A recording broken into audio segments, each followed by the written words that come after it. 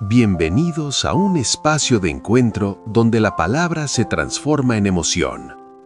En el canal de Laura Marisa Torres, abrimos una ventana hacia la esencia más pura del alma humana, explorando los matices que definen nuestra existencia.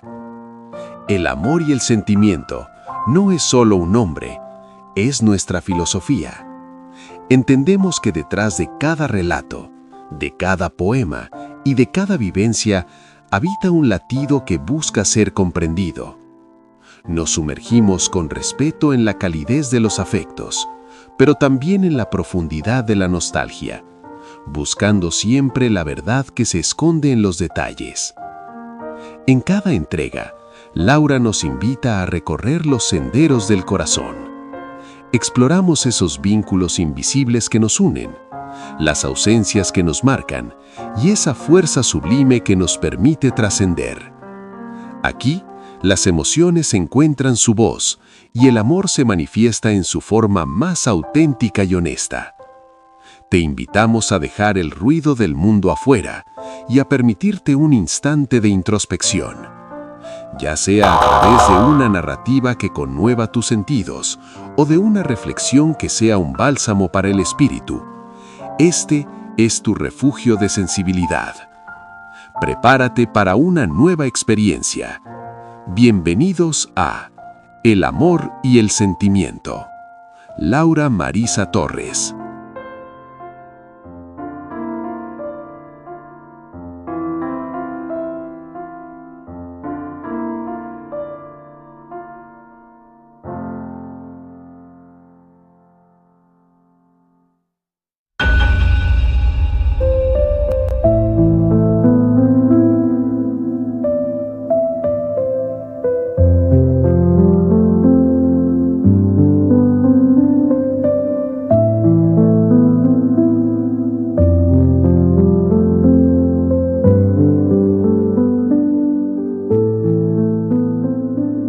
Bienvenidos a un nuevo encuentro en el canal El amor y el sentimiento de Laura Marisa Torres. Hoy nos convoca una historia que cala hondo, de esas que nos obligan a mirar hacia adentro y preguntarnos qué tan sólido es el suelo que pisamos. Antes de comenzar, quiero dedicar un momento para darles las gracias de todo corazón. Gracias a cada uno de ustedes que ya es parte de esta familia, a los que se han suscrito, a los que comparten nuestros videos y a quienes, con cada comentario, nos ayudan a seguir creciendo. Su apoyo es el motor de este canal. Y si eres nuevo por aquí, o si sueles ver nuestros relatos pero aún no te has decidido, te invito a que te suscribas ahora mismo. Activa la campanita para que no te pierdas ninguna de nuestras historias, comparte este contenido y déjanos tu opinión. Tu voz es fundamental para nosotros.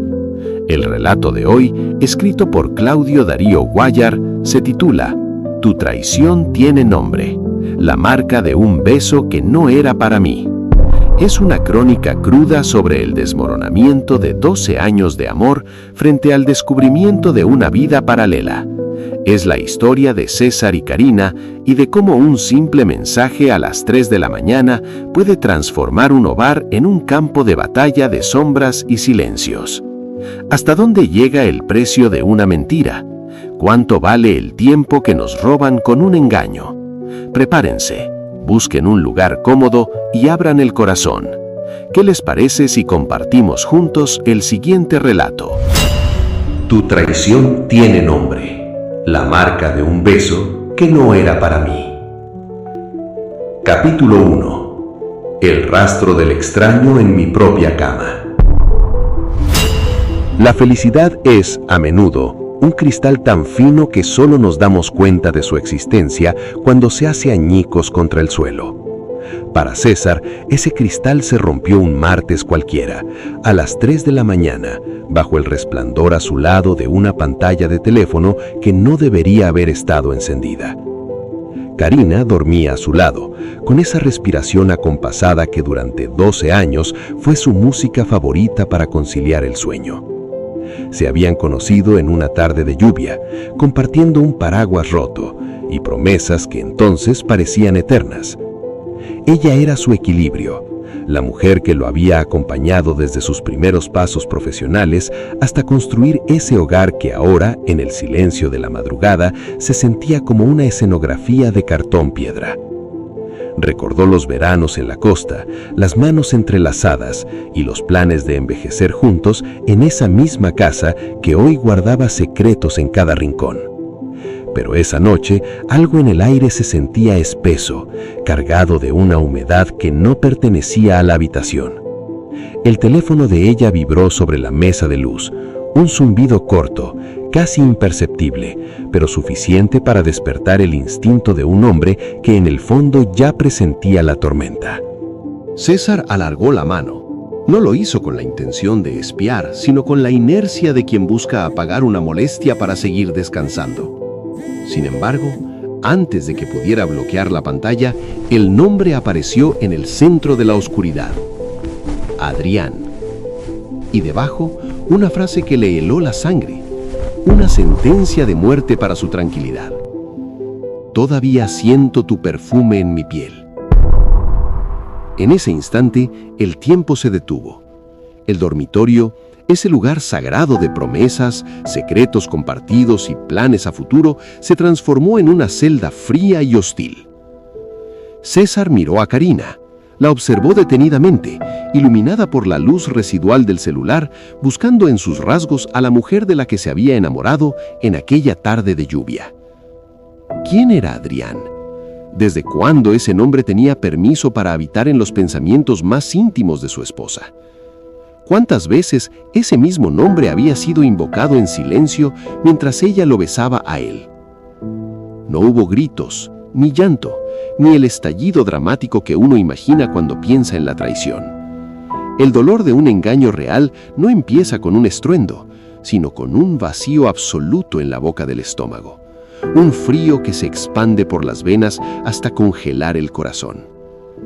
César dejó el teléfono en su lugar, con las manos temblando de una forma que no podía controlar, y volvió a acostarse, aunque sabía que el sueño se había marchado para siempre de esa casa.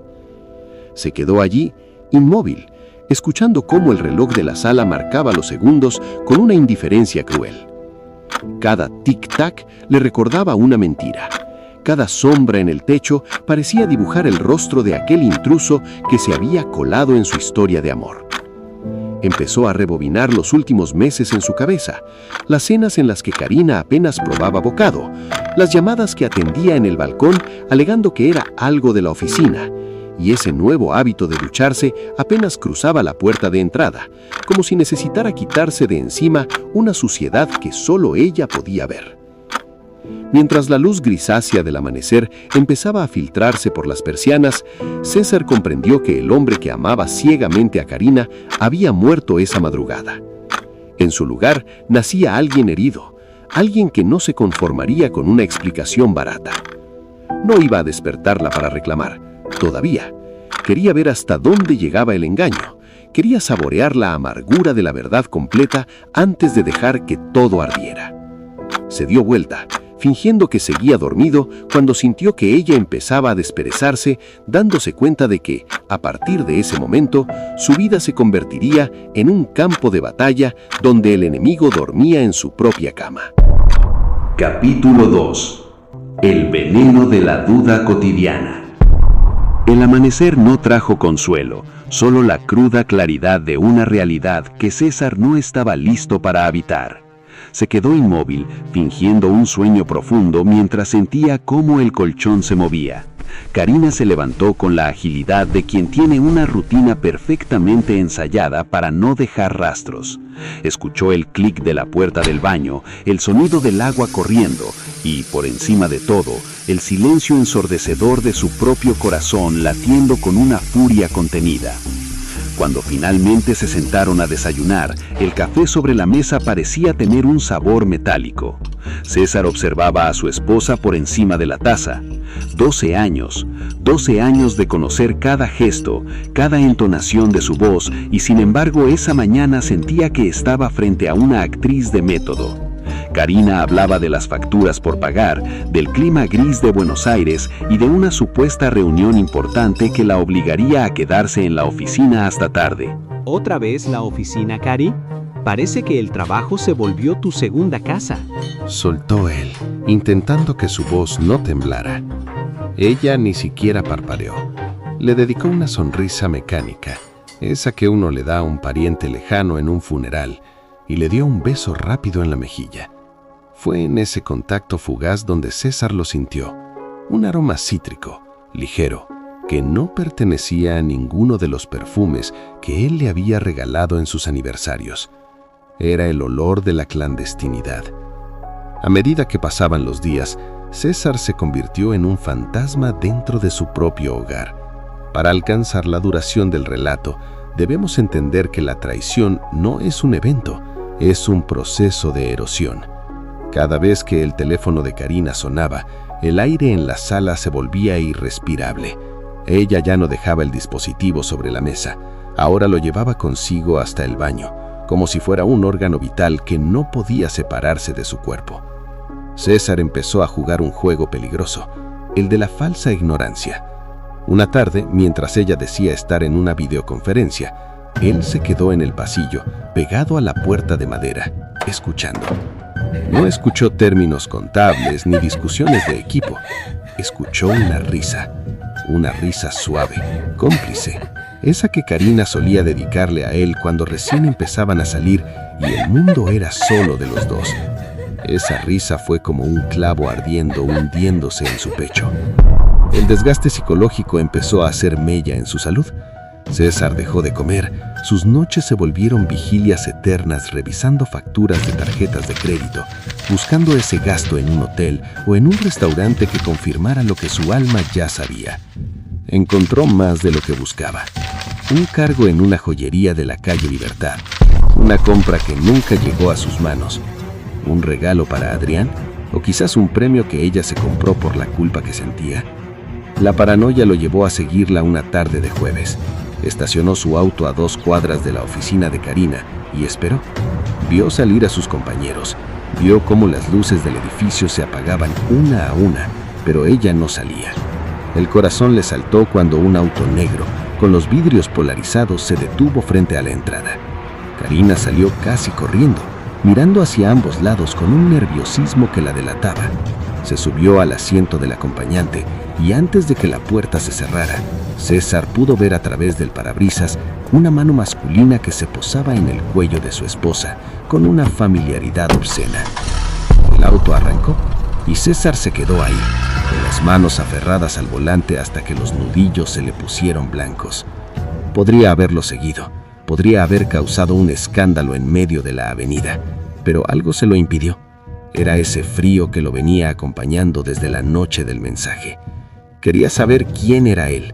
Quería entender por qué Adrián era mejor que 12 años de entrega absoluta. Esa noche, cuando ella regresó a casa con la excusa de que el tráfico había estado imposible, César la recibió con una copa de vino. La miró a los ojos, buscando un rastro de arrepentimiento, pero solo encontró el vacío de una mujer que ya se había mudado emocionalmente a otra parte. Te extrañé hoy, Tari, dijo él, mientras el veneno de la duda terminaba de filtrarse en sus palabras. Yo también, mi amor. Mintió ella, sin saber que cada una de sus letras era una palada más de tierra sobre la tumba de su matrimonio. César sonrió, una mueca amarga que ocultaba un plan que ya empezaba a tomar forma en su mente. La marca del beso que no era para él seguía allí, quemándole la piel, y no se detendría hasta que el nombre de Adrián fuera la última palabra que Karina pronunciara antes de que todo se derrumbara. Capítulo 3. El cazador en las sombras. Hay un punto de no retorno en el dolor, una frontera invisible donde la tristeza se transmuta en una curiosidad fría y calculadora. César cruzó esa línea el viernes por la mañana. Ya no le bastaba con saber que Karina le mentía. Ahora necesitaba ver la cara del hombre que estaba profanando su historia. El nombre Adrián se había convertido en un mantra oscuro que se repetía en su mente con cada latido.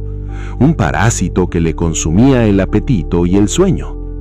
Esa mañana, mientras Karina se maquillaba frente al espejo del baño, con un esmero que ya no dedicaba a sus salidas con él, César logró lo que días atrás le habría parecido una bajeza imperdonable: clonar la sesión de mensajería de su esposa en una vieja tablet que guardaba en el estudio.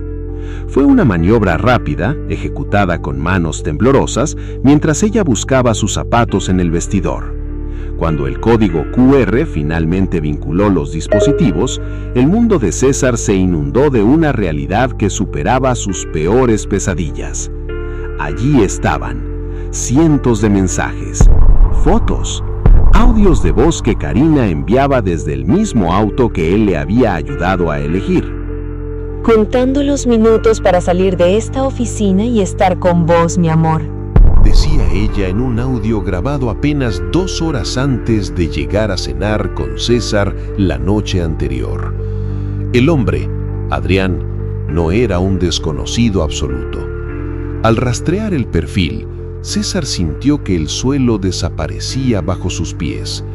Adrián era un antiguo colega de la facultad, alguien que alguna vez había estado presente en las reuniones de amigos de la pareja, alguien a quien César le había estrechado la mano más de una vez. La traición no solo venía de la mujer que amaba, sino de un círculo que él consideraba seguro. La humillación era doble. El engaño no era un desliz de una noche, era una construcción meticulosa, una vida paralela que se alimentaba de su propia ingenuidad. César pasó el resto del día encerrado en su oficina, pero no trabajó. Se dedicó a reconstruir el mapa de la infidelidad. Descubrió que los viajes de capacitación de Karina habían sido fines de semana en quintas alquiladas en las afueras de la ciudad. Vio fotos de ellos dos brindando con el mismo vino que a él le gustaba, en lugares que él siempre quiso visitar con ella.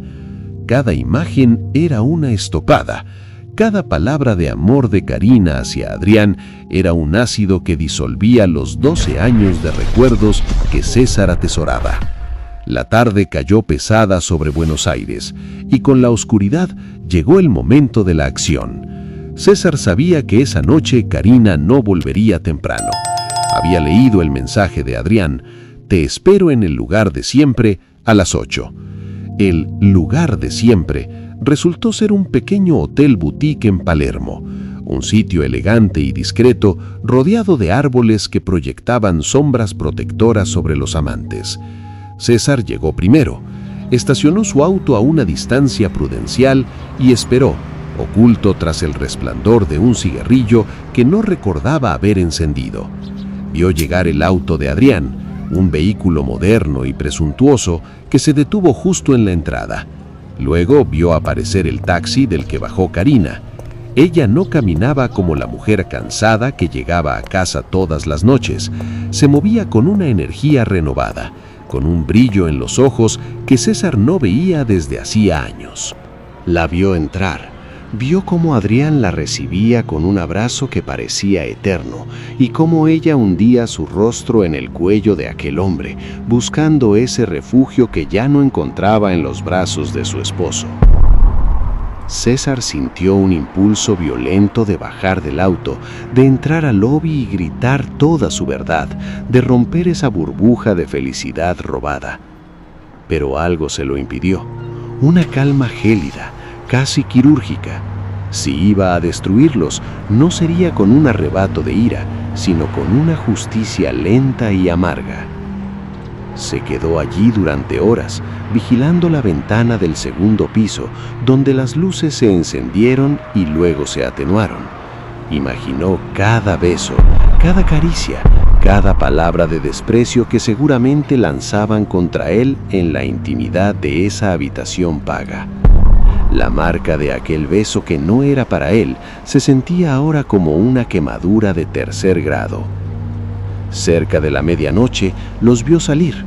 Se despidieron con la promesa de verse al día siguiente como si fueran 2 adolescentes con todo el tiempo del mundo, ignorando que el tiempo se les estaba agotando.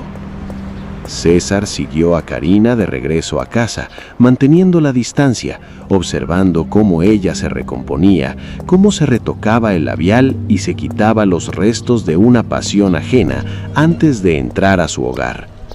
Cuando ella cruzó la puerta de la casa, encontró a César sentado en el living, a oscuras, con la tablet encendida sobre sus rodillas. El resplandor de la pantalla iluminaba su rostro demacrado, dándole un aspecto espectral.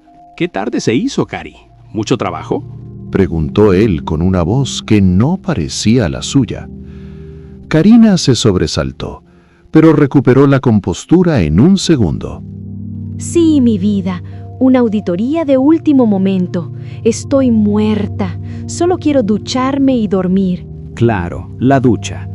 Es increíble cómo el agua puede lavar la piel, pero no lo que uno lleva adentro, ¿no crees? Murmuró César mientras pasaba una foto de ella y Adrián en la pantalla. Por primera vez en 12 años, el miedo cruzó el rostro de Karina. Un silencio pesado, cargado de verdades no dichas, se instaló entre ambos. César se levantó lentamente, se acercó a ella y con una delicadeza que resultaba aterradora, le apartó un mechón de pelo de la cara. Mañana vamos a hablar, Karina, pero no de la oficina. Vamos a hablar de Adrián, de los fines de semana en la quinta y de cómo pensás explicarme que nuestra vida entera fue una mentira. Esa noche, por primera vez, no durmieron en la misma cama. César se quedó en el balcón, viendo cómo la ciudad se despertaba, sabiendo que el capítulo 3 de su vida acababa de terminar y que lo que venía ahora no era el perdón, sino el final absoluto de una ilusión que lo había mantenido vivo durante más de una década. Capítulo 4. El naufragio de la memoria. El amanecer del sábado no fue una salida de sol, sino un juicio final que se filtraba entre las cortinas del living. César no se había movido del sillón. Sus ojos, enrojecidos por la vigilia y el dolor, estaban fijos en la puerta del dormitorio donde Karina se refugiaba en un silencio cobarde. La casa, que alguna vez fue el escenario de sus risas compartidas y de proyectos que ahora se sentían como escombros, parecía haber encogido. Cada cuadro en la pared, cada adorno comprado en un viaje, era un testigo mudo de una estafa que había durado demasiado. Cuando Karina finalmente salió, no llevaba la máscara de la esposa perfecta. Tenía el rostro deslavado y los hombros caídos, cargando con el peso de una verdad que ya no podía negar. Se sentó frente a él, en la mesa del comedor, donde tantas veces habían brindado por el futuro. César no dijo nada, simplemente deslizó la tablet hacia el centro de la mesa. En la pantalla, una fotografía de ella y Adrián, abrazados bajo el sol de una quinta, brillaba con una crueldad insoportable. César, yo no sé por dónde empezar. Susurró ella, con una voz que apenas era un hilo. Respondió él, con una calma que le quemaba la garganta. Podés empezar por los 12 años. ¿Podés explicarme en qué momento decidiste que nuestra cama era un lugar para 3? ¿O cuándo fue la primera vez que me miraste a la cara y sentiste que no era suficiente para vos? No me hables de Adrián, él es solo el síntoma. Háblame de nosotros, de la mentira que construiste ladrillo a ladrillo mientras yo dormía a tu lado. Karina rompió a llorar. Un llanto amargo que a César ya no le generaba compasión, sino una náusea profunda. Ella confesó que se sentía sola, que la rutina los había devorado, que Adrián apareció en un momento de debilidad. Las excusas de siempre, los clichés de quien traiciona para no hacerse cargo de su propia miseria. César la escuchaba como quien oye una radio lejana. Mientras ella hablaba, él recordaba el día de su casamiento, la promesa de estar en las buenas y en las malas, y sentía que cada uno de esos recuerdos era violado por las palabras de su esposa. El capítulo de la confrontación se extendió durante horas. Fue una disección lenta de su matrimonio.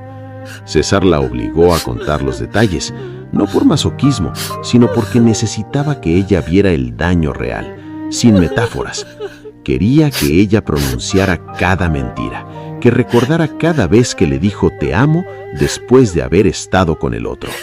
¿Sabes qué es lo que más me duele, Karina?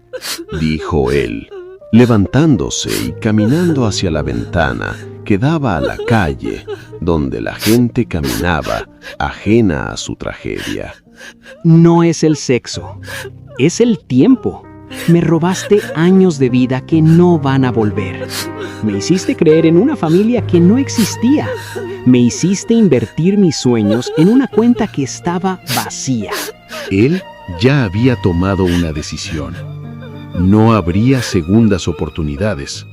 No habría terapia de pareja, ni perdones farsados. El hombre que la amaba se había quedado en ese hotel de Palermo la noche anterior, mirando una ventana encendida. Lo que quedaba ahora era el trámite del adiós. César sacó una maleta que ya tenía preparada y la puso sobre la mesa, justo al lado de la tablet. Adrián te está esperando, ¿no? Sus mensajes dicen que te ama, que quiere una vida con vos. Bueno, acá tenés tu oportunidad. Pero quiero que sepas algo. La marca de ese beso, ese que creíste que nunca iba a descubrir, te va a acompañar siempre. Porque cada vez que lo mires a él, vas a ver mi cara. Vas a recordar este momento. Vas a recordar cómo destruiste lo más puro que tenías por un capricho de oficina. Karina intentó acercarse, intentó tocarle el brazo, pero él se apartó como si ella fuera fuego. El vacío entre los dos era ahora un océano insalvable.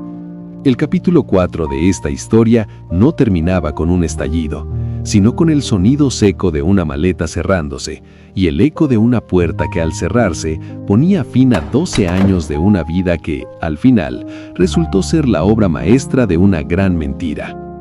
César se quedó solo en el living, rodeado de sombras, dándose cuenta de que el precio de la verdad era una soledad absoluta, pero que prefería 1000 veces ese frío antes que el calor mentiroso de un abrazo traidor. A veces creemos que el engaño es un secreto que se puede guardar bajo llave, una aventura que no deja huellas o un desliz que el tiempo terminará por borrar. Pero la verdad es que la traición no es un acto solitario, es una onda expansiva que destruye no solo el presente, sino también el pasado.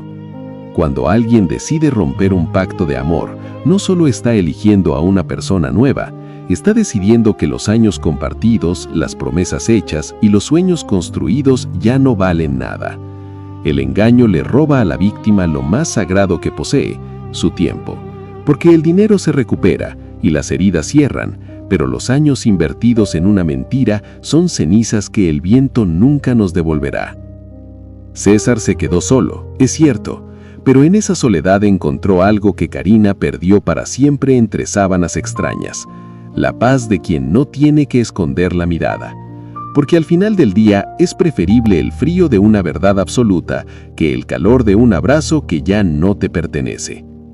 Recuerda siempre, tu traición tiene nombre, pero tu dignidad no tiene precio.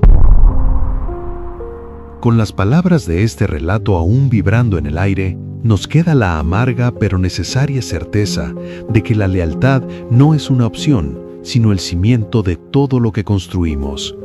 La historia de César y Karina nos recuerda que aunque el perdón sea un acto noble, hay traiciones que no solo rompen un contrato, sino que desintegran la esencia misma de lo que fuimos.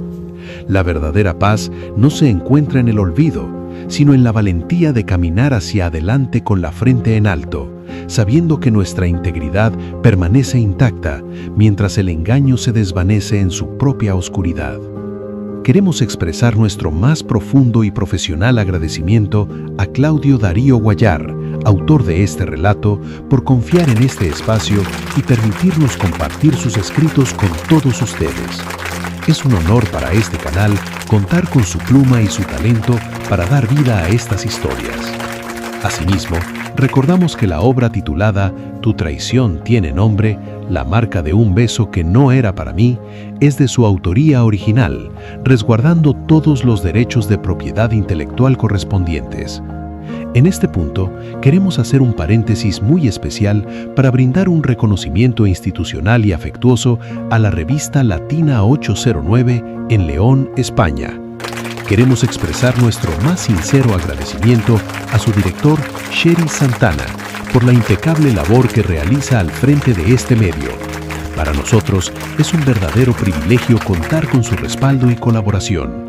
Valoramos profundamente el compromiso de la revista con la difusión de la cultura y el arte narrativo, sirviendo como un puente de excelencia que une sentimientos a través de las fronteras.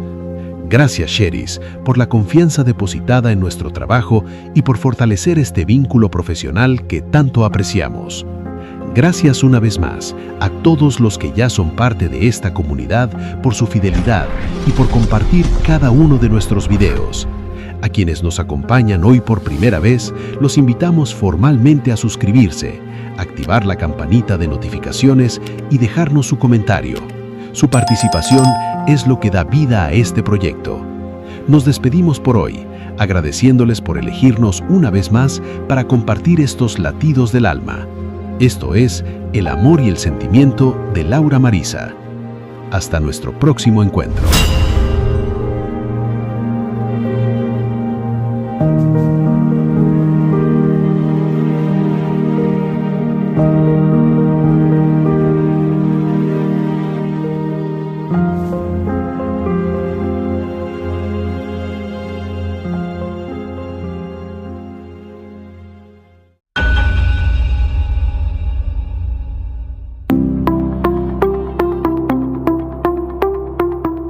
Convocatoria abierta. Proyecto de accesibilidad en YouTube. LSA. Hola a todos. Mi nombre es Claudio Darío Guayar y junto a Laura Marisa Torres estamos en la búsqueda de un colaborador o colaboradora con conocimientos en lengua de señas argentina, LSA, que quiera sumarse a un proyecto de inclusión en nuestros canales de YouTube.